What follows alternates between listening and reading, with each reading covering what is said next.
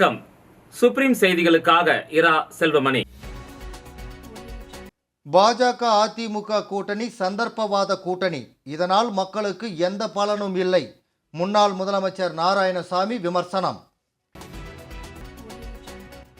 பெண்ணை கொச்சையாக பேசிய தமிழக அமைச்சர் பொன்முடி மீது சட்ட ரீதியான நடவடிக்கை எடுக்க வலியுறுத்தல். புதுச்சேரி பாஜக சார்பில் டிஐஜியிடம் மனு. புதுச்சேரி ஜோஸ் ஆலுகாஸின் 15ஆம் ஆண்டு விழா இன்று சிறப்பாக கொண்டாடப்பட்டது. இனி விரிவான செய்திகள். பாஜக அதிமுக கூட்டணி சந்தர்ப்பவாத கூட்டணி என்றும் இந்த கூட்டணி கண்டிப்பாக படுதோல்வி அடையும் எனவும் புதுச்சேரி மாநில முன்னாள் முதலமைச்சர் நாராயணசாமி தெரிவித்துள்ளார்.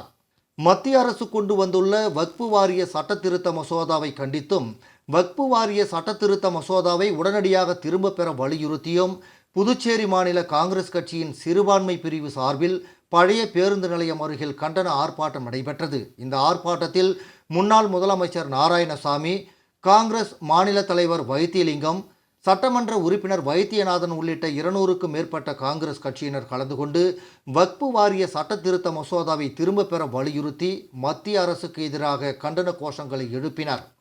தொடர்ந்து செய்தியாளர்களை சந்தித்த முன்னாள் முதலமைச்சர் நாராயணசாமி, சென்னையில் மத்திய உள்துறை அமைச்சர் அமித்ஷா மற்றும் அதிமுக எடப்பாடி பழனிசாமி ஆகியோர் பேச்சுவார்த்தை நடத்தி நேற்று கூட்டணியை உறுதி செய்துள்ளனர். இது சந்தர்ப்பவாத கூட்டணி. எந்த காலத்திலும் பாஜகவுடன் அதிமுக கூட்டணி சேராது என்று அதிமுக மாநில செயலாளர் எடப்பாடி பழனிசாமி பலமுறை கூறியுள்ளார். அது மட்டுமல்லாமல் முன்னாள் முதல்வர் ஜெயலலிதா பாஜக கட்சியுடன் எப்பொழுதும் கூட்டணி கிடையாது என்று தெரிவித்தார். ஆனால் தற்போது பாஜக அழுத்தம் கொடுத்ததன் பேரில் அதிமுக பாஜகவுடன் கூட்டணி வைத்துள்ளது. இதனால் தமிழக மக்களுக்கு எந்த பலனும் கிடையாது என்றார். தொடர்ந்து பேசிய அவர், புதுச்சேரியில் ஏற்கனவே 2021 இந்த கூட்டணி படுதோல்வி அடைந்தது. பாஜக கட்சி பணம் மற்றும் அதிகார பலத்தால் வெற்றி பெற்று ஆட்சியில் உள்ளனர். வருகின்ற தேர்தலில் புதுச்சேரியில் பாஜக என்ஆர் காங்கிரஸை விழுங்கிவிடும். இதனால் என்ஆர் காங்கிரஸ் காணாமல் போய்விடும். இதேபோல் தமிழகத்தில் அதிமுக உடைக்கப்பட்டு பலவீனமாக்கப்படும். கடந்த நாடாளுமன்ற தேர்தலில் தமிழகம் மற்றும் புதுச்சேரியில் மக்கள் பாஜகவை ஒதுக்கிவிட்டனர். இந்த கூட்டணி கண்டிப்பாக படுதோல்வி அடையும் என்றார். இதேபோல் வக்ஃபு வாரிய சட்ட திருத்த மசோதாவை கண்டித்தும் வக்ஃபு வாரிய சட்ட திருத்த மசோதாவை உடனடியாக திரும்ப பெற வலியுறுத்தியும் இந்திய கம்யூனிஸ்ட் கட்சியினர் மத்திய அரசுக்கு எதிராக சுதேசி மில் அருகில் கண்டன ஆர்ப்பாட்டத்தில் ஈடுபட்டனர்.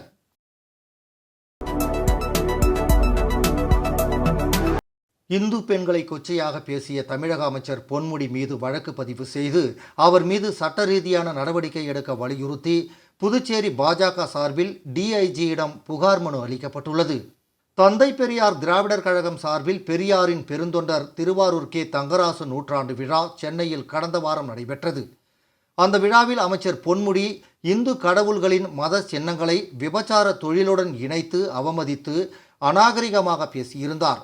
அவருடைய பேச்சுக்கு தமிழகம் முழுவதும் பல்வேறு தரப்பினர் தங்களது கண்டனங்களை பதிவு செய்துள்ள நிலையில் அமைச்சர் பொன்முடி மீது வழக்கு பதிவு செய்து சட்ட ரீதியான நடவடிக்கை எடுக்க வேண்டும் என வலியுறுத்தி பாஜக சார்பில் சட்டமன்ற உறுப்பினர் அசோக் பாபு உள்ளிட்ட நிர்வாகிகள் புதுச்சேரி காவல்துறை தலைமையகத்தில் டிஐஜி சத்தியசுந்தரத்தை சந்தித்து புகார் மனு அளித்தனர்.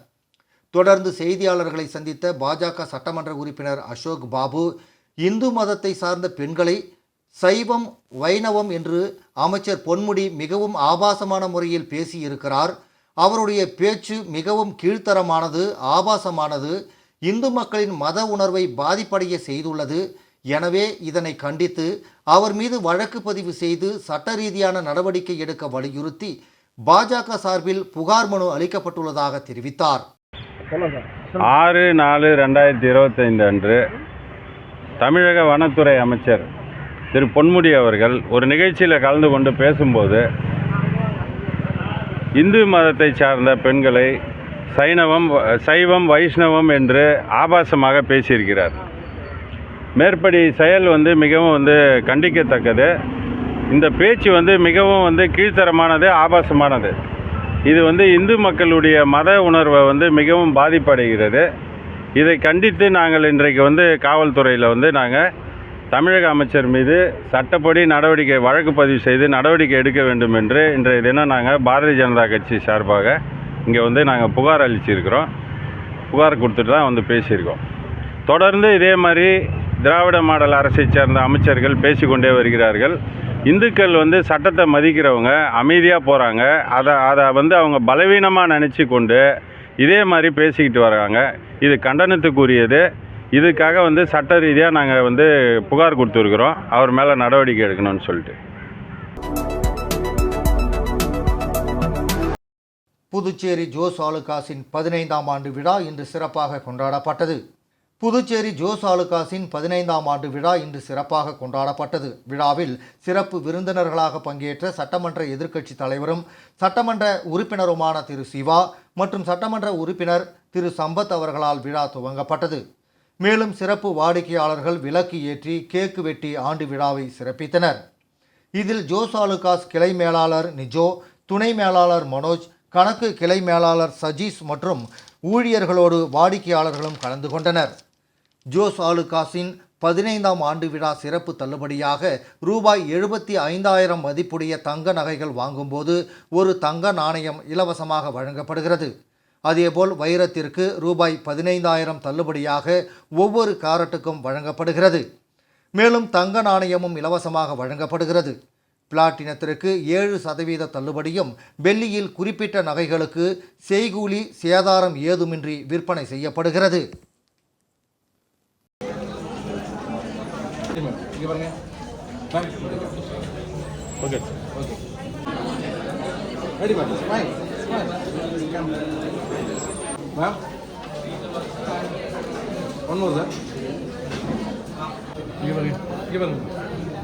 Sir ready. one more. Madam smile தெரியுது.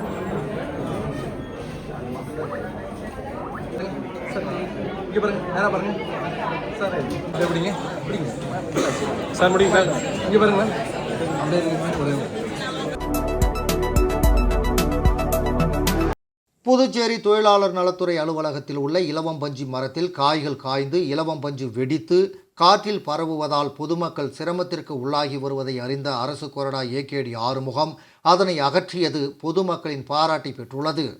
புதுச்சேரி வழுதாவூர் சாலை காந்திநகர் தொழிலாளர் துறை வேலைவாய்ப்பு அலுவலகம் அருகில் உள்ள இலவம்பஞ்சு மரத்தில் காய்கள் காய்ந்து இலவம்பஞ்சு வெடித்து காற்றில் பரவுவதால் பொதுமக்களும் வியாபாரிகளும் கடும் அவதிப்படுவதை தடுத்திட விரைந்து நடவடிக்கை மேற்கொள்ள வேண்டும் என கடந்த 2 நாட்களுக்கு முன்பு புதுச்சேரி மாவட்ட ஆட்சியர் அவர்களை நேரில் சந்தித்து நாம் தமிழர் ரமேஷ் கோரிக்கை வைத்திருந்தார். நாம் தமிழர் ரமேஷ் புதுச்சேரி ஆட்சியர், துணை மாவட்ட ஆட்சியர் அவர்களை நேரில் சந்தித்து கோரிக்கை வைத்த சூழலில் இலவம்பஞ்சு மரத்தில் இருந்து பஞ்சு காற்றில் பரவுவதை தடுக்க புதுச்சேரி அரசு அதிகாரிகள் முயற்சிகள் எதுவும் எடுக்கப்படாத சூழலில் இந்திரா நகர் சட்டமன்ற உறுப்பினரும் அரசு கொறடாவுமான ஏகேடி ஆறுமுகம் தானாக முன்வந்து தனது முயற்சியில் பொதுமக்களின் நலன் கருதி இலவம்பஞ்சு மரங்களை அகற்றுவதற்குரிய நடவடிக்கை மேற்கொண்டது அனைவரின் பாராட்டை பெற்றதோடு அவரின் மக்கள் நலன் சார்ந்த முயற்சிக்கு நாம் தமிழர் கட்சி சார்பில் நன்றி தெரிவிக்கப்பட்டது.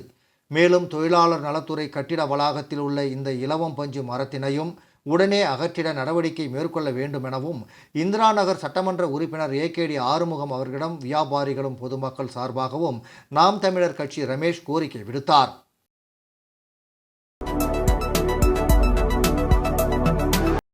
புதுவை களித்தீர்த்தால் குப்பம் மணக்குள விநாயகர் இன்ஸ்டிடியூட் ஆஃப் டெக்னாலஜியில் சாதனை பாராட்டு விழா கல்லூரி வளாகத்தில் நடைபெற்றது. புதுவை களித்தீர்த்தால் குப்பம் மணக்குள விநாயகர் இன்ஸ்டிடியூட் ஆஃப் டெக்னாலஜியில் சாதனை பாராட்டு விழா கல்லூரி வளாகத்தில் நேற்று நடைபெற்றது. இந்த நிகழ்ச்சியில் சென்னை டாடா கன்சல்டன்சி சர்வீசஸ் மனிதவளத்துறை பொது மேலாளர் மற்றும் ஏஐ கிளவுட் HR ஹெட் திருமதி சிவசங்கரி யோகேஷ் தலைமை விருந்தினராக கலந்து கொண்டு வேலைவாய்ப்பு பெற்ற மாணவர்களுக்கு பணி நியமன ஆணை மற்றும் கல்வியில் சாதனை புரிந்த பேராசிரியர் மற்றும் மாணவர்களுக்கு விருது மற்றும் பரிசுகள் வழங்கி கௌரவித்தார்.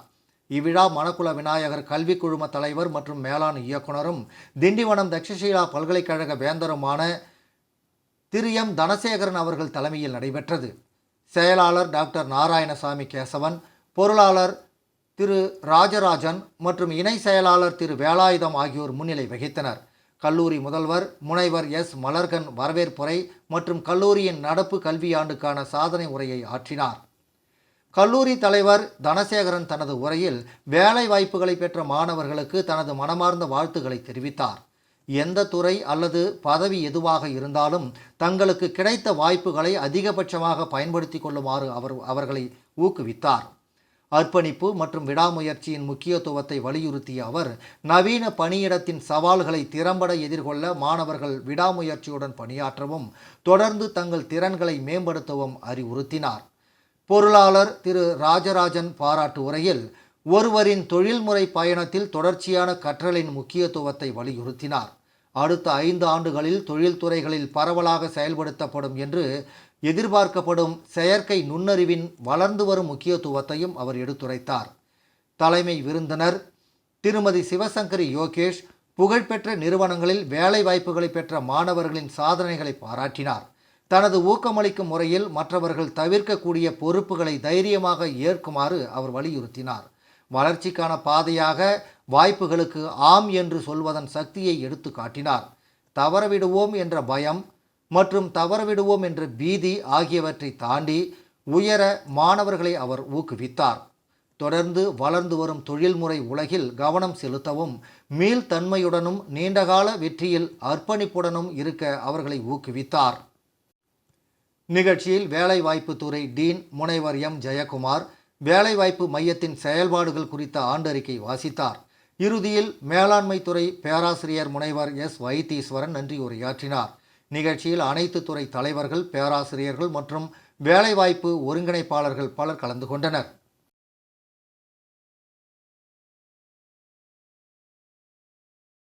தேங்க்யூ. பாருப்பா, பத்மா கை நிறைய புதுசா வளையல் போட்டிருக்கா. அத நீங்க எப்ப பாத்தீங்க? கோயிலுக்கு போனப்ப பார்த்தேன்.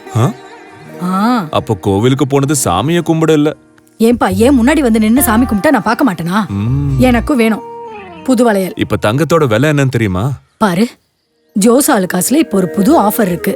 தங்க நகைகளின் சேதாரத்தில் பிளாட் 50% தள்ளுபடி. புரிஞ்சுதா? குட். புதுச்சேரி சபரி வித்யாசர்மம் மேல்நிலைப் பள்ளியின் 21ஆம் ஆண்டு விழா நடைபெற்றது. புதுச்சேரி சபரி வித்யாசர்மம் மேல்நிலைப் பள்ளியின் 21ஆம் ஆண்டு விழா கடந்த ஏப்ரல் 5ஆம் தேதி சனிக்கிழமை நடைபெற்றது. இதில் சிறப்பு விருந்தினர்களாக தலைமை மருத்துவ அதிகாரி டாக்டர் ஜான்சன் ரெட்டி, விளையாட்டு மற்றும் இளைஞர் துணை இயக்குனர் வைத்தியநாதன் ஆகியோர் பங்கேற்றனர்.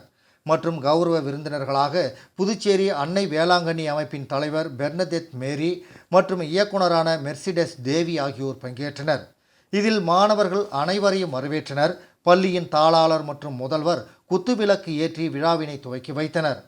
நிகழ்ச்சியில் மாணவர்களின் நடனம், பரதம், சிலம்பம், கராத்தே மற்றும் மேற்கத்திய நடனம் மூலம் தங்களது திறமைகளை வெளிப்படுத்தினர்.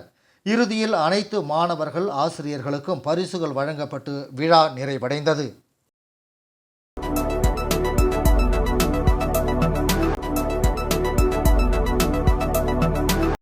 புதுச்சேரி லாஸ்பேட்டை சிவசுப்பிரமணிய ஆலயம் மற்றும் பாலமுத்து மாரியம்மன் ஆலயத்தில் பரமேஸ்வரன் பார்வதி திருக்கல்யாண வைபவம் வெகு விமர்சையாக நடைபெற்றது.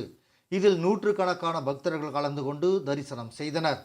செங்குந்த மரபினருக்கு சொந்தமான அருள்மிகு சிவசுப்பிரமணிய சுவாமி ஆலயம் மற்றும் அருள்மிகு பாலமுத்து மாரியம்மன் ஆலயத்தில் பங்குனி உத்திரத்தை முன்னிட்டு திருக்கல்யாண வைபவம் வெகு விமர்சையாக நடைபெற்றது.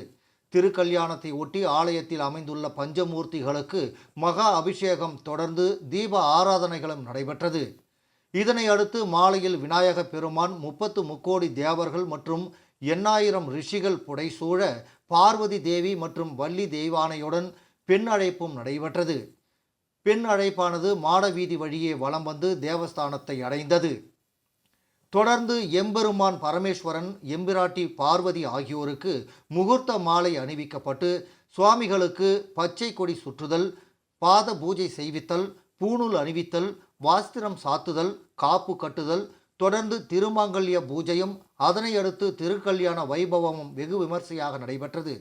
திருக்கல்யாண நிகழ்வில் நூற்றுக்கணக்கான பொதுமக்கள் கலந்து கொண்டு அருளை பெற்று சென்றனர். நிகழ்ச்சிக்கான ஏற்பாடுகளை கோவில் நிர்வாக அதிகாரி செல்வராஜ் மற்றும் ஆலய நிர்வாகிகள், ஊர் பொதுமக்கள், இளைஞர்களும் செய்திருந்தனர்.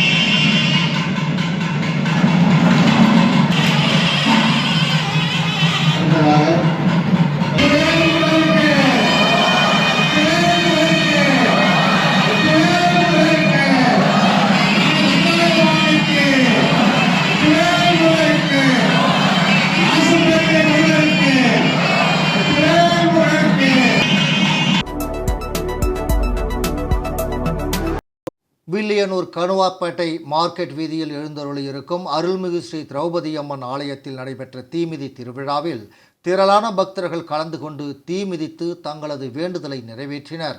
புதுச்சேரி மாநிலம் வில்லியனூர் கொம்யூன் கணுவாப்பேட்டை மார்க்கெட் வீதியில் எழுந்தருளியிருக்கும் அருள்மிகு ஸ்ரீ திரௌபதி அம்மன் ஆலய தீமிதி உற்சவ திருவிழாவினை முன்னிட்டு கடந்த 3ஆம் தேதி கொடியேற்றம் நடைபெற்றது.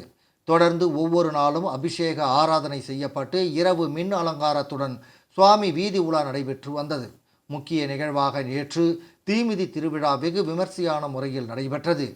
இதில் திரளான பக்தர்கள் கலந்து கொண்டு தீமிதித்து தங்களது வேண்டுதலை நிறைவேற்றினர். தீமிதி திருவிழாவினை முன்னிட்டு சுற்றுவட்டார பகுதிகளை சேர்ந்த திரளான பக்தர்கள் கலந்து கொண்டு சாமி தரிசனம் செய்தனர். நிகழ்ச்சிக்கான ஏற்பாட்டினை ஆலய சிறப்பு அதிகாரி சந்திரதரன் மற்றும் கணுவாப்பேட்டை கிராமவாசிகள் வெகு சிறப்பான முறையில் செய்திருந்தனர்.